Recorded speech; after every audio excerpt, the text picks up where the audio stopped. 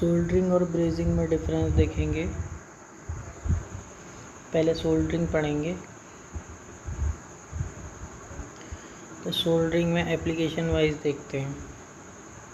सबसे पहली चीज़ सोल्डरिंग जो यूज़ होती है वो होती है इलेक्ट्रिकल जॉइंट्स बनाने में ना। कहीं भी जैसे कि जैसे टीवी की जो चिप हो गई उसमें ट्रांजिस्टर लग रहे हैं तो वहाँ पर सोल्डरिंग करने की ज़रूरत पड़ेगी।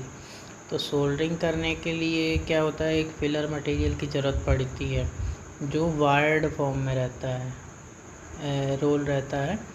तो उसका टेम्परेचर जो है लेस देन 450 डिग्री सेल्सियस रहता है। उसके बाद जो फिलर मटेरियल रहता है उसी को सोल्डर बोलते हैं। एक्चुअली में क्या होता है कि एक हैंडल रहता है, उसके आगे एक स्टील रॉड लगी रहती है जिसको शैंक बोलते हैं, उसके आगे एक कॉपर बिट लगी रहती है। तो इस कॉपर बिट को हम हीट करते हैं तो उसका टेम्परेचर बढ़ जाता है। अब क्या करते हैं, जो फिलर मटेरियल है ना 10+ लेड, वो वायर्ड फॉर्म में, उसको से टच कराते हैं तो वो पिघल जाता है और वो पिघला हुआ जो फिलर मटेरियल है हम वहाँ डाल देते हैं जहाँ हमको जॉइंट बनाना है। अब यहाँ पर फ्लक्स भी यूज़ होता है क्योंकि एटमॉस्फेयर से रिएक्शंस ना हो जाए, है ना, ऑक्सीडेशन ना हो जाए। तो रेजिन प्लस जिंक क्लोराइड या फिर रेजिन प्लस अमोनियम क्लोराइड का यूज़ किया जाता है। HCl का यूज़ पक्का नहीं है करते हैं कि नहीं। उसके बाद जो ये इसको यूज़ किया जा सकता है सिमिलर एंड डिसिमिलर मेटल दोनों को जोड़ने के लिए।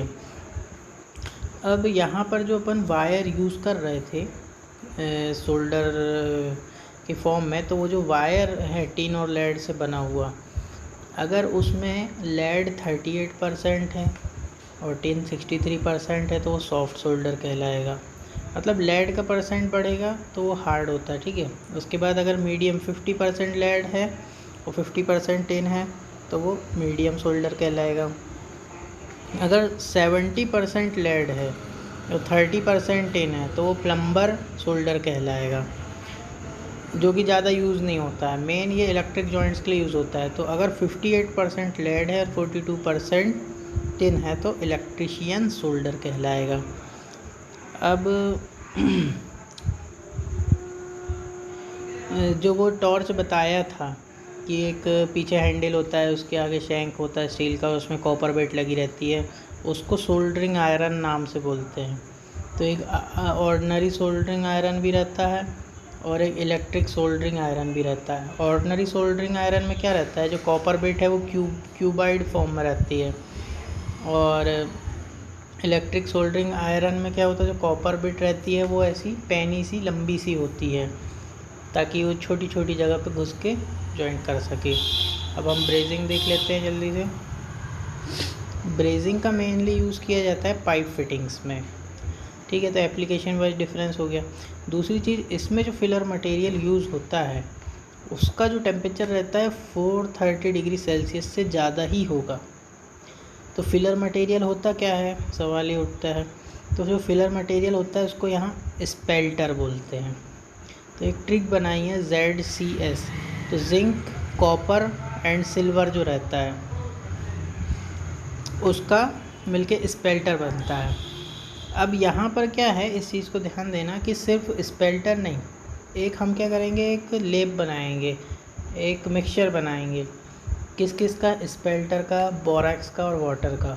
और जब पाइप फिटिंग रहेगी जहाँ भी हमको जॉइंट बनाना है तो उस लेप को बना करके उसके ऊपर ऐसे लगा देंगे, उसके बाद एक्सटर्नल हीट सप्लाइड करेंगे तो जॉइंट बन जाता है। तो इसमें क्या है, स्पेल्टर का होगा, ZCS का हो गया। उसके बाद बोरैक्स प्लस वाटर मिला देते हैं तो एक मिक्सचर तैयार हो गया। अब इसको अप्लाई कर दो पेस्ट को और मेटल पार्ट जहाँ भी अपने को करना है। अब जो हीट देने की टेक्निक्स होती हैं उसके अकॉर्डिंग क्लासिफिकेशन है।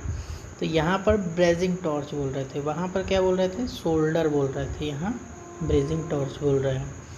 तो यहाँ पर क्या होता है कि अगर ऑक्सी एसिटिलीन वेल्डिंग का यूज़ कर रहे हैं उस टॉर्च से तो ऑक्सी एसिटिलीन वेल्डिंग हो जाएगी, इससे मतलब हीट सप्लाई हो जाएगी। एक फर्नेस ब्रेजिंग होती है जिसमें पार्ट्स को फर्नेस के अंदर डायरेक्टली भेजकर हीट किया जा सकता है।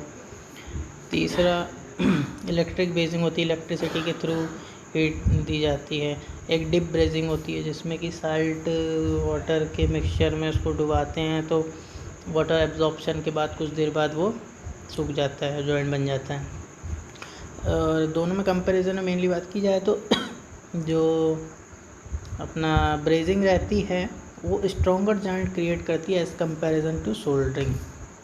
ऑब्वियस सी बात है, टीवी की चिप्स देख लो, उसमें ढीला जॉइंट होगा, पाइप फिटिंग्स में ज़्यादा अच्छा जॉइंट होगा।